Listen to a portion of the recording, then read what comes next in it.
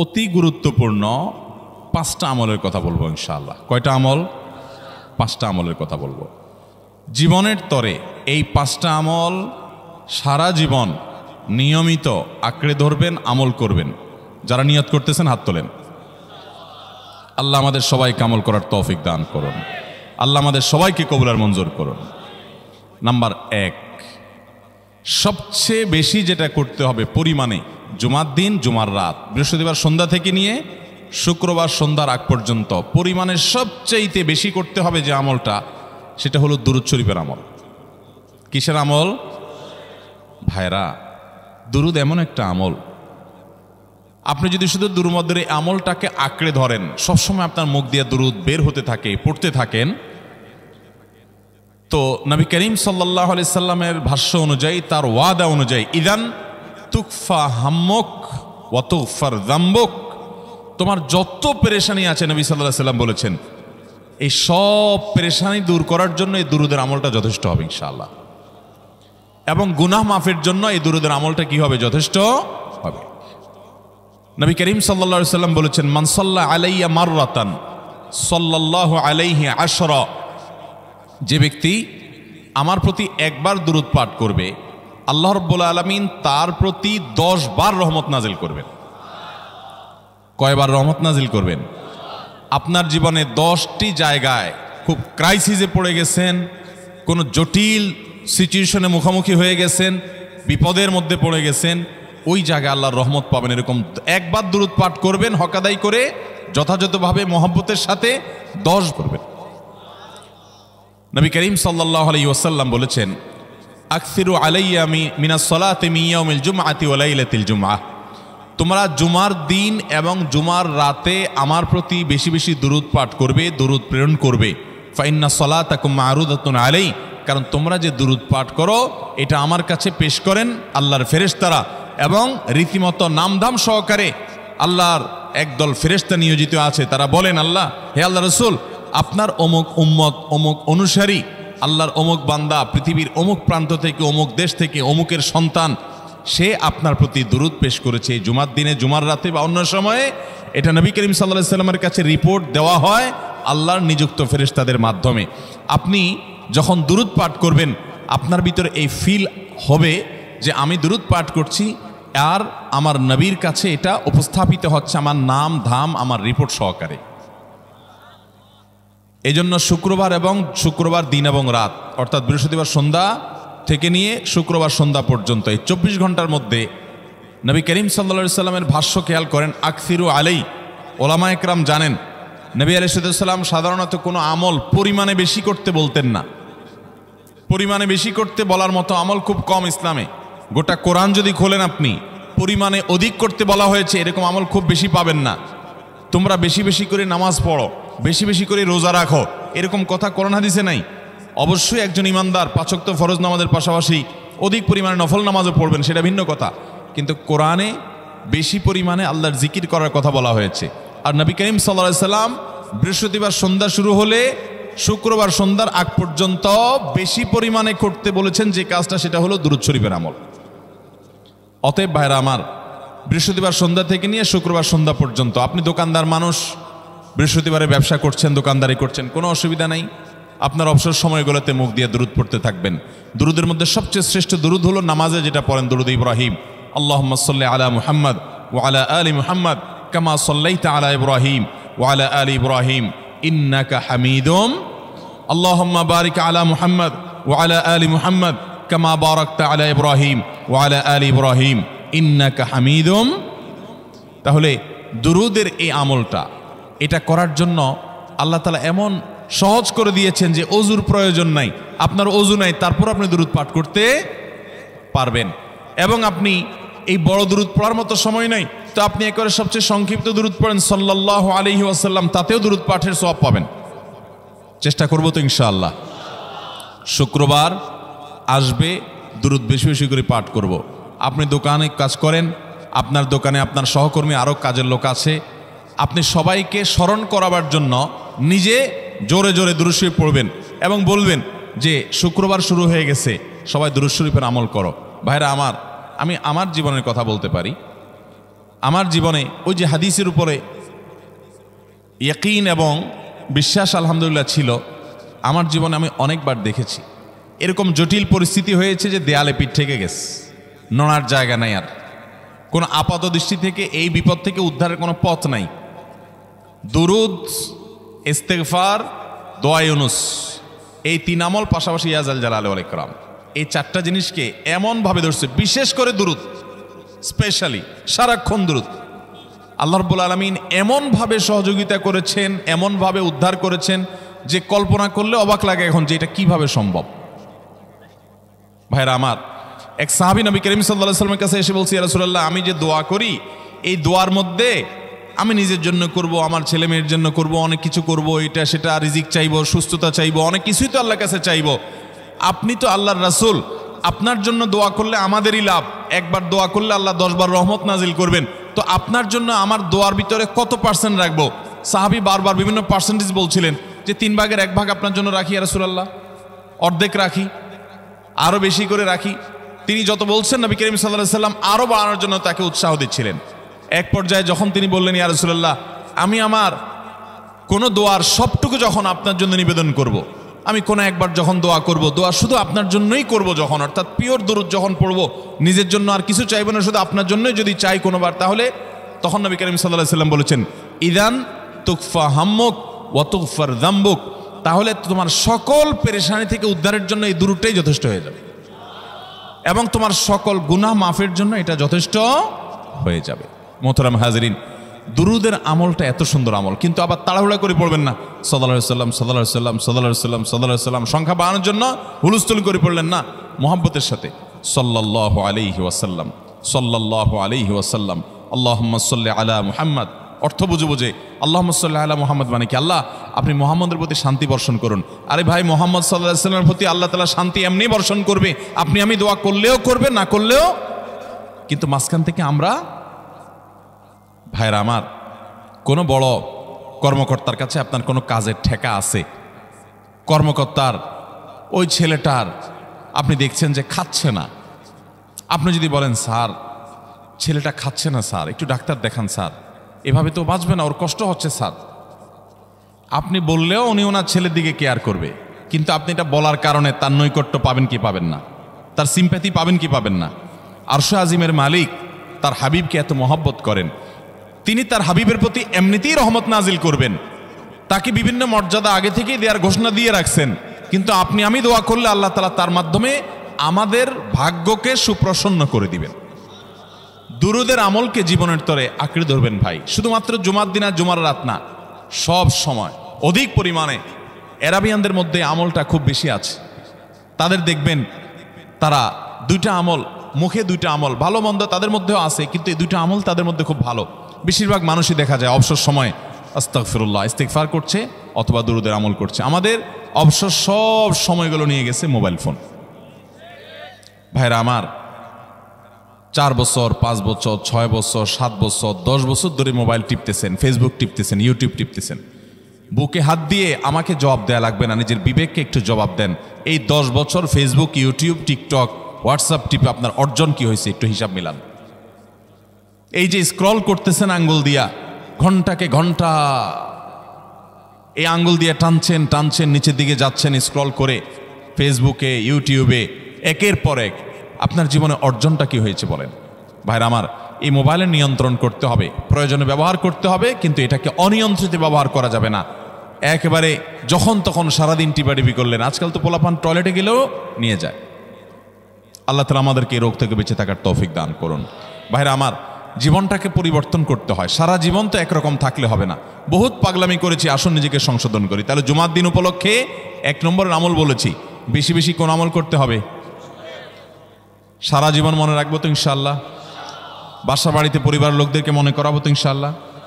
আমি আমার ড্রাইভার থাকুক, আমার ছেলে মেয়ে থাকুক, আমার পরিবারের লোক থাকুক, আমি আমার কথা আপনাদের বলি উৎসাহের জন্য, যে জুমার দিন শুরু হয়ে গেলে আমি, শুধু আমি না, আমার পরিবার অন্যান্যরাও একে অন্যকে আমরা স্মরণ করে দিই। কে কে দুরূদ পড়তে কতবার পড়ছো, কেউ পড়ছে কিনা একবারও, সন্ধ্যা হয়ে গেছে, অনেকক্ষণ হয়ে গেছে, সবাই শুরু করি, আমলটা করবো তো ইনশাআল্লাহ।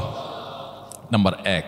নাম্বার 2, জুমার দিন উপলক্ষে অন্য যে কোনো দিনের চাইতে জুমার দিন অর্থাৎ শুক্রবারের ফজর নামাজ পুরুষরা মসজিদে জামাতের সাথে পড়বেন, জামাতের সাথে পড়ার নিয়ত করবেন পাক্কা। কারণ অন্য যে কোনো দিনের ফজর নামাজ না, শুধুমাত্র যত নামাজ আছে, নবী করিম সাল্লাল্লাহু আলাইহি সাল্লাম বলেছেন আফদালুস সালাওয়াতে ইনদাল্লাহ, আল্লাহর কাছে দুনিয়ার সব নামাজের মধ্যে, 5 ওয়াক্ত সাধারণ নামাজগুলোর মধ্যে সবচাইতে উত্তম নামাজ হলো সলাতুল ফজরে মাআল জামাআতে ইয়াউমাল জুমআহ, জুমার দিন ফজরের নামাজ জামাতের সাথে আদায় করা হলো যত নামাজ আছে এর মধ্যে সবচেয়ে শ্রেষ্ঠ নামাজ।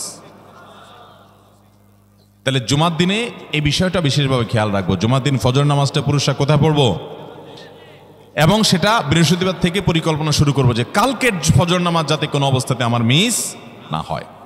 আমাদের আখিরাতের ব্যবসা এটা ভাই, আখিরাতের কারেন্সি সংগ্রহ করা। যত খুঁটে খুঁটে ভালো ভালো আমলগুলো করবেন, আপনার আমল নামাতে আমল সওয়াব জমা হতে থাকবে। চেষ্টা করবো তো ইনশাআল্লাহ। আমাদেরকে শয়তান অন্যদিন ফজরের নামাজ পড়ার সুযোগ হলেও শয়তান এমনভাবে আমাদেরকে ধোঁকা দেয়, শুক্রবারে ফজরটা পড়াটা সবচেয়ে বেশি কঠিন হয়ে যায়। কেন জানেন?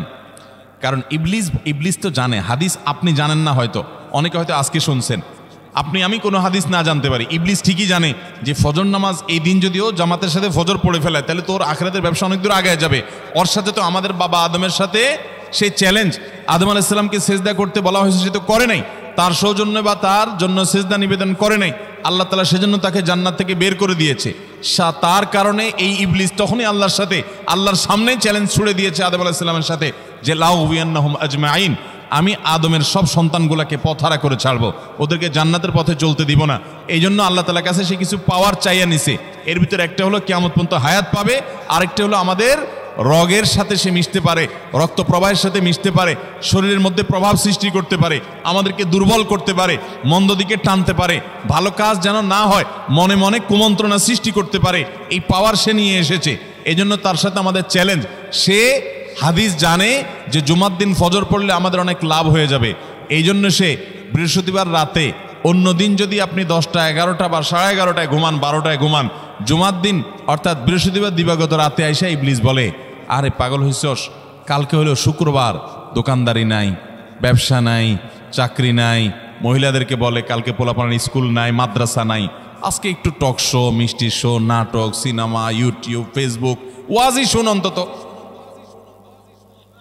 শয়তান কি বলে, ঠিক আছে তো যদি এত ফিল্ম দেখতে মনে না চায়, তো যদি মুসলমান হস, নেককার হস, তো ঠিক আছে অমুক হুজুরের ওয়াজ শোন। এই হুজুরের ওয়াজ শোনাত লাগাই দিয়ে রাতে 1টা 2টা পর্যন্ত পার করে দিল। এরপরে ফজর নামাজ ওর জামাতের সাথে মিস, শেষ। ভাইরা আমার, প্রত্যেক বৃহস্পতিবার আসলে সন্ধ্যার সময় প্রতিজ্ঞা করব, সপ্তাহের অন্য দিন যদি আমার ত্রুটি বিচ্যুতি হয়ও আমি সেটাকে কারেকশন করার চেষ্টা করব, কিন্তু শুক্রবার ফজরটা পুরুষ হিসাবে আমি জামাতের সাথে পড়বই পড়বো।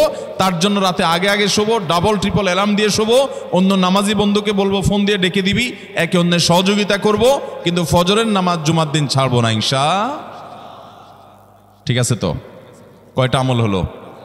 2টা। মনে রাখবেন তো ইনশাআল্লাহ। আগামী বছর তো আমার মাহফিল আমি আর করব না, কিন্তু আগামী বছর যে মাহফিল করবেন সে আলোচককে আমি রিকোয়েস্ট করবো ইনশাআল্লাহ, আয়োজকরা এটার সবক জননায় আগামী বছর দিতে পারবেন তো ইনশাআল্লাহ? আমল যদি করেন তাহলে সবক ঠিকই দিতে পারবেন। ওই যে ভাই সবগুলো শুনে দিছে, কারণ এই আমল করেন। আচ্ছা, 3 নম্বর আমল হলো সূরা কাহাফ পড়ব। কোন সূরা পড়ব? সূরা কাহাফ। যারা কোরআন পড়তে পারেন না তারা শুনবেন, আর যারা পড়তে পারেন তারা নিজে পড়বেন। সূরা কাহাফ যদি জুমার দিন কেউ পড়ে, নবী করিম সাল্লাল্লাহু আলাইহি সাল্লাম বলেছেন এই সূরাটা তার জন্য নূর হবে, নূর, আলো আল্লাহর তরফ থেকে। কিয়ামতের ময়দানে ভয়াবহ গুটগুটে অন্ধকার হবে। কিয়ামতের একটা ভয়াবহ শাস্তি হলো অন্ধকারের শাস্তি। ভাইরা আমার, অন্ধকারের শাস্তি মানে এমন ভয়াবহ অন্ধকার হবে যে দুনিয়ার অন্ধকারের সাথে কোনো তুলনাযোগ্য নয়। সেই ভয়াবহ অন্ধকারে কিছু আমল আছে যে আমলগুলো মানুষের ওই অন্ধকারের মধ্যে আলোর কাজ দিবে। এর মধ্যে একটা হলো অজুর অঙ্গগুলো যদি কেউ ভালো করে অজু করে, সুন্দর করে ডুলডেলে যেন শুকনা না থাকে, উত্তম রূপে যদি অজু করে কেউ, পানি অপচয় না করে, পানি অল্প নয় কিন্তু ডলে বেশি, সুন্দর করে যদি কেউ অজু করে, এই অজুর অঙ্গগুলো কিয়ামতের ময়দানে উজ্জ্বল হয়ে জলজল করে জ্বলতে থাকে এবং তার জন্য আলোর কাজ দেয়। সবাই যখন অন্ধকারের আযাবের মধ্যে নিমজ্জিত থাকে, হাহুতাশ করে, তখন এই ব্যক্তির এই আমলটা তার আলো ভূমিকা আসে। আর আরেকটা হলো এই সূরা কাহফ। অন্য অনেক উলামা ইকরাম বলেছেন এর ব্যাখ্যা হলো সূরা কাহফ যদি কেউ এক বৃহস্পতিবারে পড়ে, পরের বৃহস্পতিবার পর্যন্ত, এক শুক্রবারে যদি পড়ে, পরের শুক্রবার আগ পর্যন্ত পুরো সপ্তাহব্যাপী তার ভিতরে নূর, ঈমানের নূর, তাকওয়ার নূর, ইলমের নূর, আমলের নূর, ভালো মানুষ হওয়ার নূর তার ভিতরে আল্লাহ তাআলা সৃষ্টি করে দিবেন। এই জন্য জুমার দিন সূরা কাহফ পড়বো তো ইনশাআল্লাহ। আলহামদুলিল্লাহ ভাই, আপনাদেরকে যে আমলগুলো করছি এগুলো আমি, আমার পরিবার সদস্য, পরিচিত, সহকর্মী, আমি চেষ্টা করি সবাইকে স্মরণ করানোর এবং আমল করার চেষ্টা করি।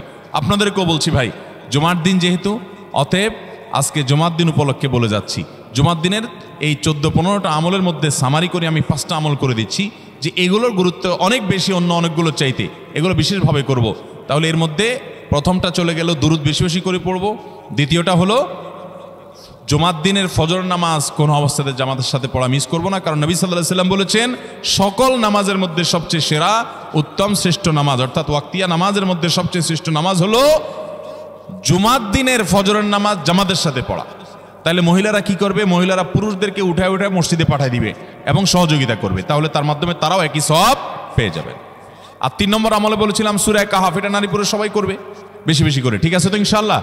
আমরা অনেক ভাই আছি সপ্তাহের 6 দিন আমাদের কোরআন পড়ার সুযোগ হয় না, তো অন্তত জুমার দিন সূরা কাহফটা যদি আপনি বাধ্যতামূলক করেন, আলহামদুলিল্লাহ, এটা অনেক বড় সূরা, পড়তে আপনার 20-25 মিনিট 30 মিনিট সময় পর্যন্ত লেগে যাবে।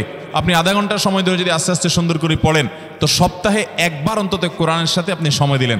আরেকটা সুসংবাদ শুনেন, সূরা কাহফ যদি কেউ মুখস্থ করে, তেলাওয়াত করে নিয়মিত, বিশেষ করে সূরা কাহফের প্রথম 10টা আয়াত যদি কেউ মুখস্থ করে, নবী করিম সাল্লাল্লাহু আলাইহি ওয়াসাল্লাম বলেছেন কিয়ামতের আগে দাজ্জালের যে ফিতনা আসবে, যেই ফিতনায় বহু মানুষ দাজ্জালকে আল্লাহ মনে করে বেঈমান হয়ে জাহান্নামে যাবে, এই ফিতনা থেকে পৃথিবীতে এমন কোনো নবী ছিল না, এমন কোনো রাসূল আসেন নাই।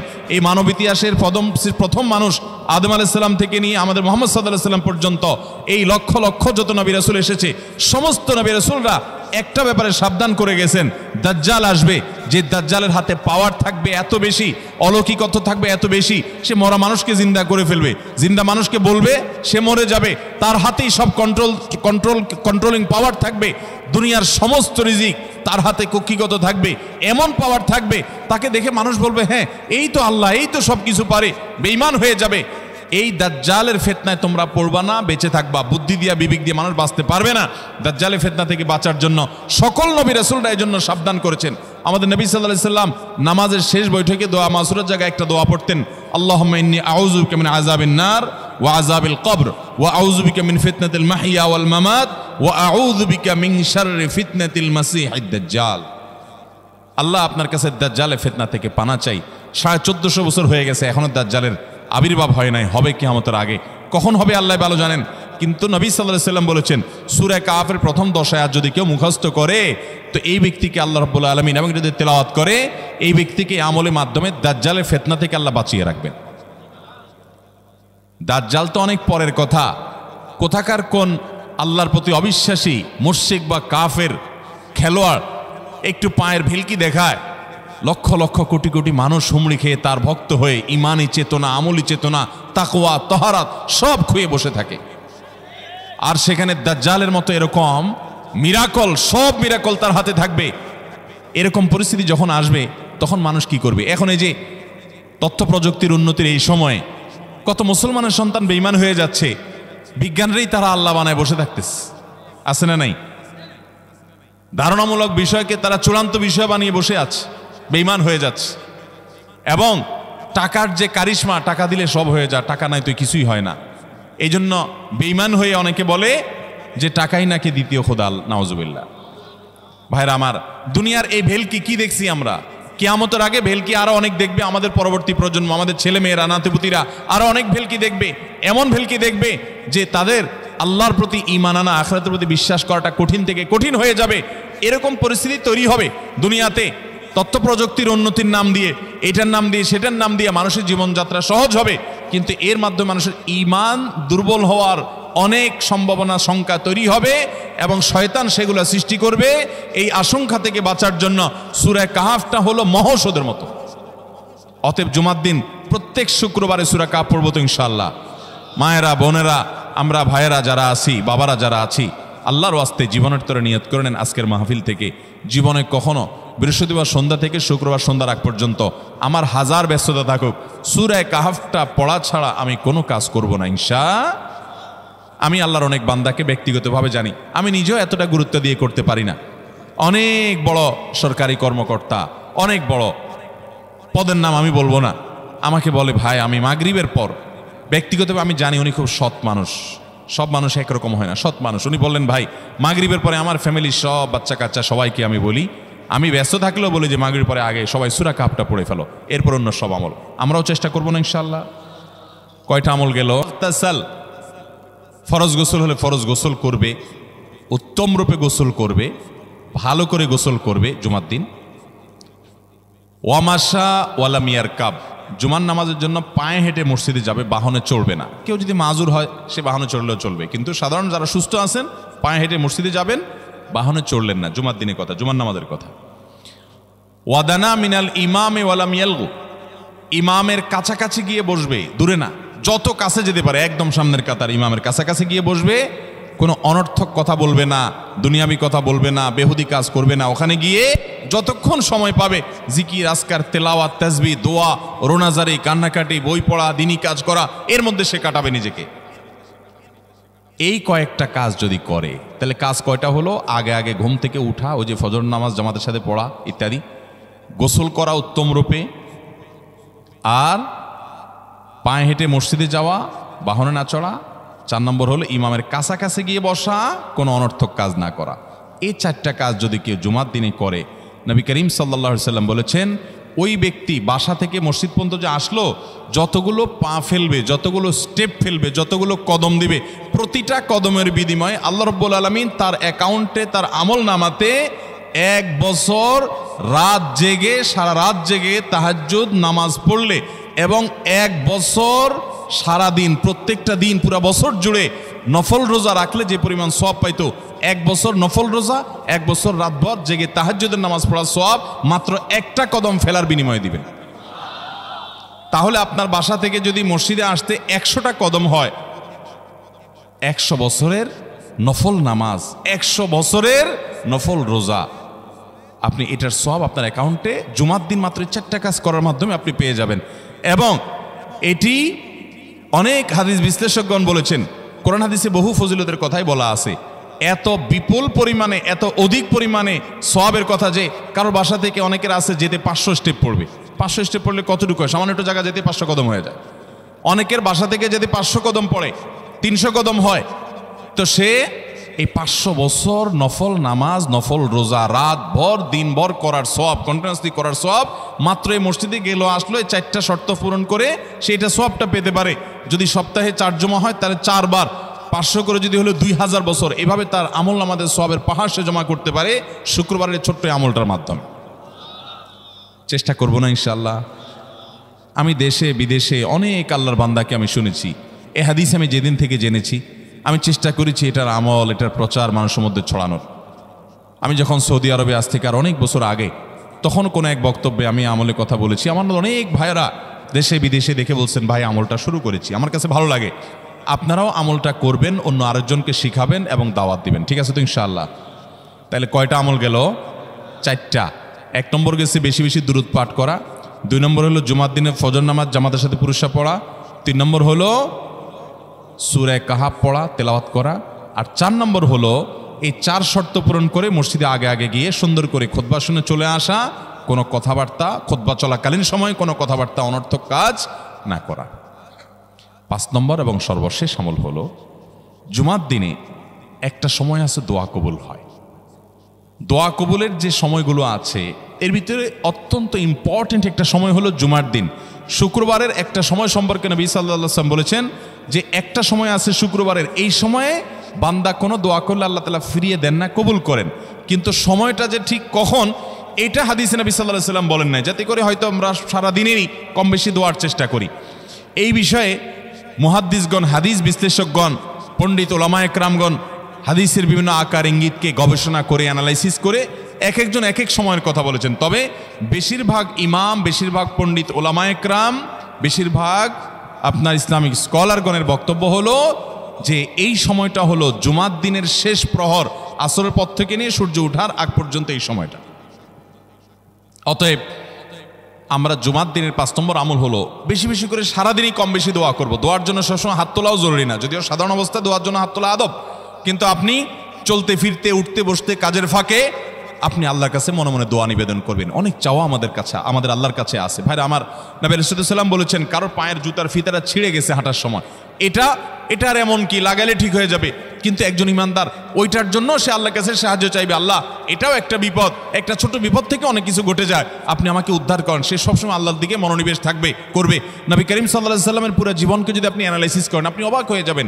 একটা বই আছে বাংলায়, বান্দার ডাকে আল্লাহর সাড়া, এটা বাংলা অনুবাদিত নাম। এই বইয়ের লেখক হলেন হিসনুল মুসলিমের যে রচয়িতা উনি শেখ সাঈদ আল গাহতানি রহমতুল্লাহি আলাই। ওনার সোহবতে যাওয়ার, ওনার সান্নিধ্যে থাকার, একাধিকবার খুব কাছাকাছি বসার সুযোগ আমার হয়েছে। সৌদি আরবের একজন বড় আলেম ছিলেন, দুনিয়া থেকে চলে গেছেন। তো ওনার লেখা বান্দার ডাকে আল্লাহর সাড়া, এই বইটা বেশ মোটা সোটা একটা বই। পুরোটা পড়বেন যে নবী করিম সাল্লাল্লাহু আলাইহি সাল্লামের জীবনে যে কত রকমের দোয়া করতেন। আল্লাহ আসকার নাম একটা বই আছে ইমাম নববীর, এটাও বাংলা হয়ে গেছে অনুবাদ, আপনি পড়লে অবাক হয়ে যাবেন। ডক্টর খন্দকার আব্দুল্লাহ জাহাঙ্গীর রাহমাতুল্লাহ রাহে বেলায়েত একটা বই আছে দোয়া এবং জিকিরের, আপনি অবাক হবেন যে কি পরিমাণ দোয়া এবং জিকির নবী সাল্লাল্লাহু আলাইহি সাল্লাম জীবনে পড়তেন। ঘুম থেকে ওঠার সময় দোয়া আছে না নাই? এরপরে ঘুম থেকে উঠে যখন আপনি বাথরুমে যাবেন দোয়া আছে না নাই? আবার টয়লেটে গেলেন, টয়লেট সেরে আসলেন, আপনি ওযু করবেন, ওযুর জন্য দোয়া আছে না নাই? বিসমিল্লাহ। এরপরে ওযু শেষ করলেন, কালিমায়ে শাহাদাত আছে না নাই? এরপরে আপনি যখন ঘর থেকে বের হয়ে মসজিদে যাবেন, বের হওয়ার দোয়া আছে। বের হয়ে আপনি মসজিদে যাচ্ছেন, যাই পথে পড়ার আলাদা দোয়া আছে। এরপরে আপনি মসজিদে প্রবেশ করবেন, তার জন্য দোয়া আছে। মসজিদে ঢুকার পরে মসজিদে ঢুকার নামাজ আছে। এরপরে মসজিদে নামাজ বন্দিগি ইবাদত জিকির করে বের হচ্ছেন, সেটার জন্য আবার দোয়া আছে।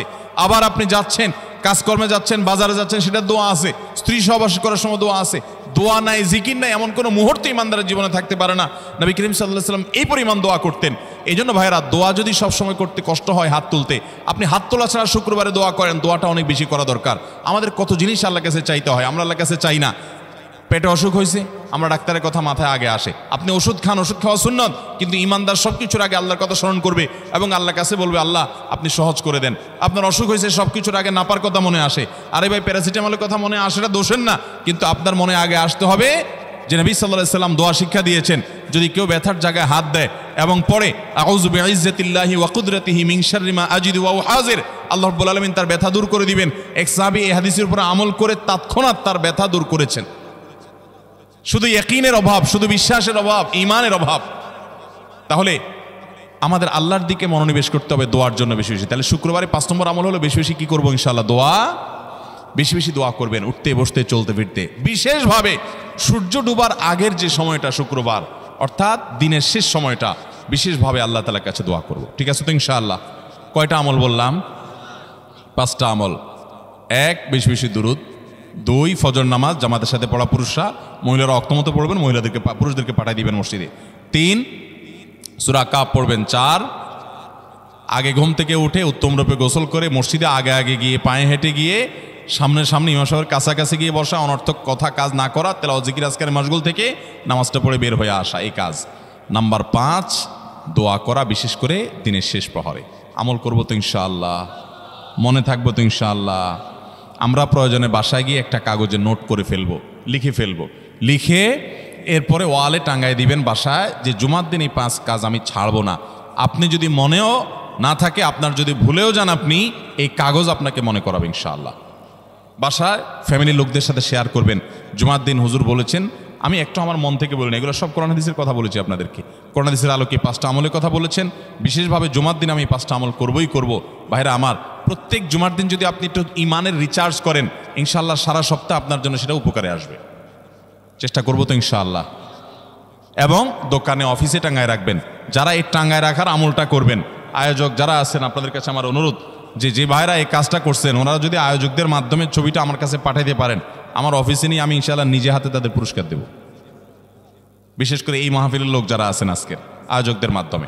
আল্লাহ তাআলা এই আমলগুলো আমাকে আপনাকে আমাদের সবাইকে করার তৌফিক দান করুন। আমল মনে রাখবো তো ইনশাআল্লাহ? আমল করবো তো ইনশাআল্লাহ? যাদের কাজ আছে, ফজর নামাজটা বিশেষ করে মিস হবে মনে হয়, তারা যাইতে পারেন, কোনো অসুবিধা নেই। অন্যান্য সময় আমরা সাধারণত দেখি যে মানুষ ঠেকায় না, মানুষ ঠেকায় না, বিশেষ করে রাত বেশি হয়ে গেলে ফজর নামাজ মিস হবে, এই আশঙ্কা হলে আপনার বসার চাইতে বরং যাওয়া ভালো। যাই হোক ভাই, কিন্তু আওয়াজ না করি, সবাই আওয়াজ বন্ধ করি ভাই। প্রশ্ন উত্তরে যাই আমরা, বিসমিল্লাহ। প্রথম প্রশ্ন, মেয়েদের মডেলিং বোরকা পর্দার জন্য কতটুকু জায়েজ? আপনারা অনেকে বোরকা বিক্রি করেন না, এখানে আছে না ভাইরা আমার? যে সমস্ত বোরকার মধ্যে কারুকার্য আছে অনেক বেশি, বোরকার মধ্যে আবার মডেলিং হয়, অবাক করা বিষয়। কিয়ামতের আগে যে আসলে আরো কত কিছু হবে। এই বোরকার উপরে যদি মডেলিং কারুকার্য হয়, চাকচিক্য হয়, বোরকা যদি খুব টাইট ফিট হয়, বোরকা যদি এমন হয় যে বোরকা বরং পুরুষের দৃষ্টিকে আরো বেশি আকর্ষণ করে, তাহলে এই বোরকা ঢাকার জন্য আরেকটা বোরকা লাগবে। তা না হলে পর্দা হবে। পর্দার উদ্দেশ্য হলো নিজের সৌন্দর্যকে অনাবৃত করা, নিজের সৌন্দর্যকে ঢেকে রাখা, এটাই হলো পর্দার কি উদ্দেশ্য। সেখানে যদি পর্দার উদ্দেশ্যটাই নষ্ট হয়ে যায়, তাহলে এই বোরকা পরলে পর্দা করার যে নির্দেশ সেটা পালন হবে। ভাইরা আমার, এই জন্য টেডি মার্কা বোরকা, আপনার এই মডেলিং মার্কা বোরকা, স্টাইলিশ বোরকা, এগুলা পর্দা হবে না এগুলা দ্বারা। হ্যাঁ, কোনো নারী তিনি খোলামেলা চলাফেরা করেন, তিনি দিনের পথে মাত্র আসছেন, মডেলিং দিয়ে শুরু করছেন, আস্তে আস্তে ইনশাল্লাহ পিওর বোরকা যাবেন, হ্যাঁ, সেই হিসাবে তার জন্য আমি বলতে পারি এটা ওজোর, ঠিক আছে, উনি চেষ্টা করেছেন, শুরুটা অন্তত করেছেন। কিন্তু ভাইরা, পরিপূর্ণ পর্দা করতে চাইলে এই মডেলিং বা স্টাইল মার্কা বোরকা হবে। আচ্ছা বলেন তো, আপনার আমার মা বোন বা স্ত্রীকে যদি আমরা বাহিরে নিয়ে যাই, তাদের সাথে আমরা বাহিরে যাই, তারা যদি খোলামেলা পোশাক পরে যায় বা এমন পোশাক পরে যায় যেটা সব পুরুষের দৃষ্টিকে আকৃষ্ট করে, তাহলে অন্য সব পুরুষরা তার দিকে তাকাইলে আপনার কাছে ভালো লাগে না খারাপ লাগে? কেমনে খারাপ লাগে?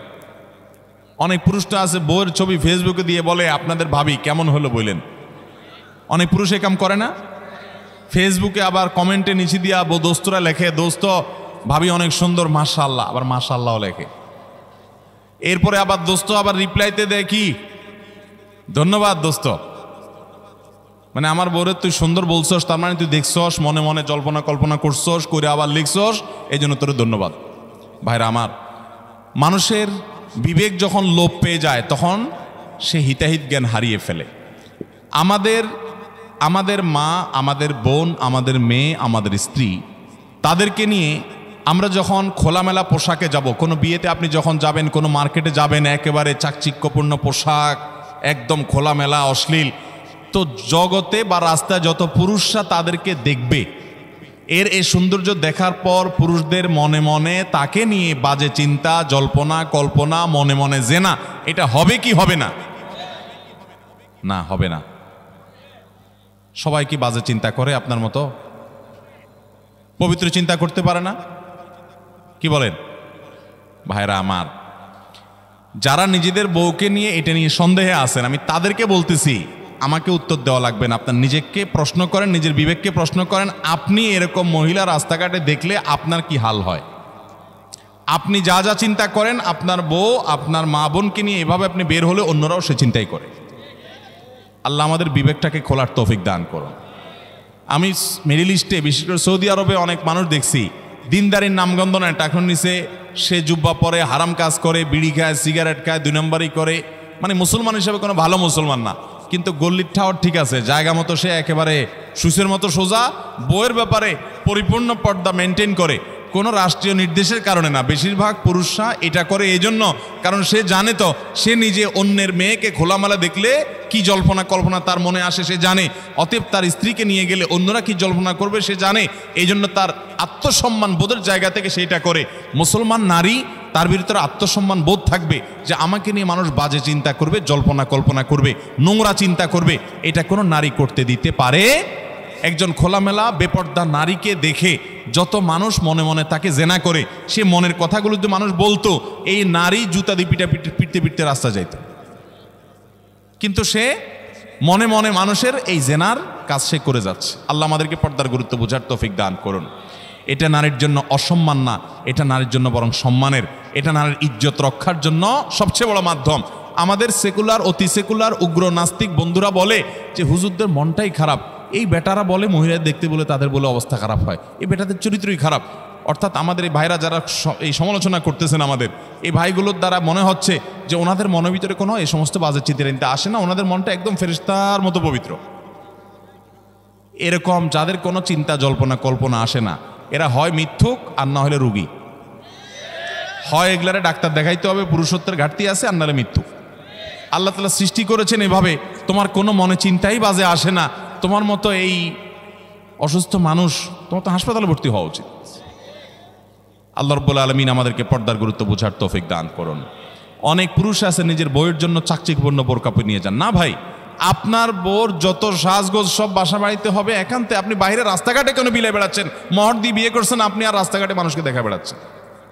আত্মসম্মান বোধ থাকা উচিত। আল্লাহ আমাদেরকে পর্দার গুরুত্ব বোঝার তৌফিক দান করুন। তাহলে স্টাইলি বোরকা এগুলো পড়লে কিন্তু কাজ হবে না, বোরকার কাজ হবে না। আমি এখান থেকে গ্রামে যাব এবং ওই দিনই আবার চলে আসব, এক্ষেত্রে আমার নামাজ কি কসর করতে হবে? দেখুন, গ্রামে আমরা প্রত্যেকে যার যার বাড়িতে যখন যাব, সেটা আমাদের মূল ঠিকানা, আসল ঠিকানা হলে সেখানে আমি 1 ঘন্টার জন্য যদি যাই, নামাজ আমাকে পুরা পড়তে হবে। নিজের স্থায়ী ঠিকানাতে কখনো কসর হয়? পথে কসর হবে। বাড়িতে যখন চলে গেছেন, আপনার বাড়ি কুমিল্লাতে, আপনার বাড়ি চট্টগ্রামে, আপনার বাড়ি বগুড়াতে বা খুলনাতে বা সিলেটে, আপনার বাড়ি যেখানেই হোক না কেন, যখন সফরের দূরত্ব হবে, নিজের স্থায়ী ঠিকানায় 1 ঘন্টার জন্য যদি যান, সেখানে পুরো নামাজ পড়তে হবে, কসর চলবে। কিন্তু কিছু লোক আছে, গ্রামে বাড়ি আছে ঠিক আছে, কিন্তু তাদের গ্রামের বাড়ি এখন আর স্থায়ী ঠিকানা না। ধরুন আপনি ঢাকা শহরে বাড়ি কিনছেন বা ফ্ল্যাট কিনছেন, পাসপোর্টে, এনআইডিতে, সরকারি সব কাগজে পত্রে ঠিকানাতে আপনি স্থায়ী ঠিকানাও এটা, বর্তমান ঠিকানাও এটা। গ্রামের বাড়ি আছে কিন্তু ওটা আপনার স্থায়ীও না, বর্তমান ঠিকানাও না, জাস্ট বেড়াইতে যান, ভাই বেড়াদাররা আছে, অন্যরা আছে, তাহলে ওইটাতে আপনি গেস্ট, সেখানে আপনি কসর পড়বেন। এবং এটা আপনার স্থায়ী এবং বর্তমান ঠিকানা হলে, অনেকে আছে বাড়িতে জমি জমা আছে, শুধুমাত্র থাকার ঘরবাড়িও নাই এবং ভাগযোগ হয়ে গেছে, সে শুধু গেস্ট হিসেবে যায়, ভাইদের মেহমান হয়ে যায়, তাহলে সে কসর পড়বে। আর না হলে স্থায়ী ঠিকানায় গেলে 1 ঘন্টার জন্য সে কি করতে হবে? পুরো নামাজ পড়তে হবে, যদি স্থায়ী ঠিকানা হয় তার গ্রাম। এরপরে প্রশ্ন হলো, আমি অনেকবার তওবা করেছি, প্রত্যেকবারই ভঙ্গ হয়েছে, তাহলে কি আমি মুনাফিক হয়ে গেছি? না ভাই, তওবা হওয়ার পর তওবা ভেঙে যাওয়াটা অস্বাভাবিক নয়। আপনারা খুশি হবেন শুনে, আমাদের রব আল্লাহ রাব্বুল আলামিনের একটা গুণবাচক নাম হলো তাওয়াব। কি নাম ভাই? তাওয়াবের মানে জানেন? আল্লাহু আকবার। রিপিটেডলি, বারবার যিনি বান্দার তওবা কবুল করেন। এই জন্য ভাই, একবার গুনাহ হয়ে গেছে, আল্লাহর কাছে তওবা করেছেন, চেষ্টা করছেন যে আর যেন না হয়, কিন্তু আবার শয়তান কাত করে ফেলে দিয়েছে, আবারও তওবা করে ফেলবেন এবং দুর্বল হবেন না। এখানে ইবলিস আপনাকে বলবে, তুই এতবার একই কাজ করে তওবা করছস আল্লাহর কাছে, আবার কোন মুখে তওবা করবি? থাক, বাদ দে। আপনার তওবা থেকে দূরে সরাবে। এটা হলো শয়তানের সবচেয়ে বড় অস্ত্র। কখনো নিরাশ হওয়া যাবে না। তওবা আগের বারের চাইতে পরের বারটা আরো স্ট্রং করবেন, যে ঠিক আছে আগের বারটা তওবা আমি দুর্বল ছিল, এটাকে আরো স্ট্রং করব, চেষ্টা করবো না ইনশাআল্লাহ। তাহলে তওবা বারবার করতে হবে, বারবার করতে হবে। ভেঙে গেলে আরো শক্ত, হার্ডলি তওবা করতে হবে, নিজের প্রতি নিজে শাসন চালাতে হবে। এভাবে ইনশাআল্লাহ সামনে আগাইতে হবে। ভারতবর্ষে একজন কবি বলেছেন, আরে ইয়ে কুস্তি তো হয় অমর ভর কি, কবি ও দাবালে কবি তু দাবালে। ইবলিসের সাথে তোমার লড়াই তো সারা জীবনের। কখনো ইবলিস তোমাকে কাত করে ফেলে দিবে, তোমার দ্বারা গুনাহ করায় ফেলবে, আবার কখনো চোখের পানি ফেলে কেঁদে কেটে আল্লাহর কাছে একান্তে। ভাইরা, কিছু নির্জন সময় কাটানো দরকার। আমাদের কোনো নির্জন সময় নাই।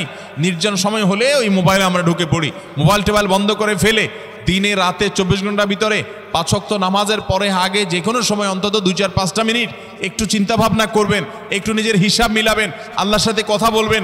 আজকে একটা গুনাহ হয়ে গেছে, আজকে একটা কাস্টমার মহিলা আসছে, তার সৌন্দর্য দেখে তাকে নিয়ে বাজে চিন্তা জল্পনা কল্পনা করেছি, নোংরামি করেছেন, গুনাহ কাজ করেছেন। কোনো কাস্টমার এসেছে, তার সাথে ফাঁকি ঝুঁকি দিয়েছেন, 2 নাম্বারই করেছেন, মিথ্যা কথা বলেছেন, কিনা দর এত আসে বলেছেন, আসলে এত আসে নাই। এই যে মিথ্যা বলেছেন কয়টা টাকার জন্য, এই টাকা দুনিয়াতে থেকে যাবে, মিথ্যাটা আপনার আমলনামা যুক্ত হয়ে আখিরাতে যাবে। এইসব কথা চিন্তা করে আল্লাহর কাছে চোখের পানি ফেলে একান্তে, আল্লাহ করে ফেলেছি আজকে শয়তানের পালায় পড়ে, আল্লাহ খেয়াল ছিল না, আপনি মাফ করে দেন। মালিক, আপনি মাফ না করলে কিয়ামতের ময়দানের শাস্তি হবে ভয়াবহ। দুনিয়াতে আপনি ছেড়ে দেন, আল্লাহ মাফ করে দেন। মাফ চায়া দুনিয়া থেকে ওইটাকে নিষ্পত্তি করেন, একটু চোখের পানি ফেলেন, সেজদায় পড়ে যান, 2 রাকাত সালাতুত তওবা নামাজ পড়ে আল্লাহর কাছে মাফ চান, এরপরের দিন আরো স্ট্রং করেন। এভাবে আপনি লড়াই চালাতে থাকবেন। আরে এই কুস্তি তো হয় অমর ভর কি, কবি ও দাবালে কবি তু দাবালে। শয়তান গুনাহ কমা আপনার দ্বারা করায় সে জিতে যাবে, আর আপনি তওবা করে চোখের পানি ফেলে গুনাহ মাফ করিয়ে তারপরে আপনি শয়তানের উপরে জিতে যাবেন। তওবা করতে থাকবো তো ইনশাআল্লাহ। তওবা করতে কখনো ক্লান্ত হবেন, তওবা অব্যাহত রাখবেন, অনবরত রাখবেন। দুনিয়াতে কোনো ফেরেশতা মানুষ নাই, সবাই গুনাহ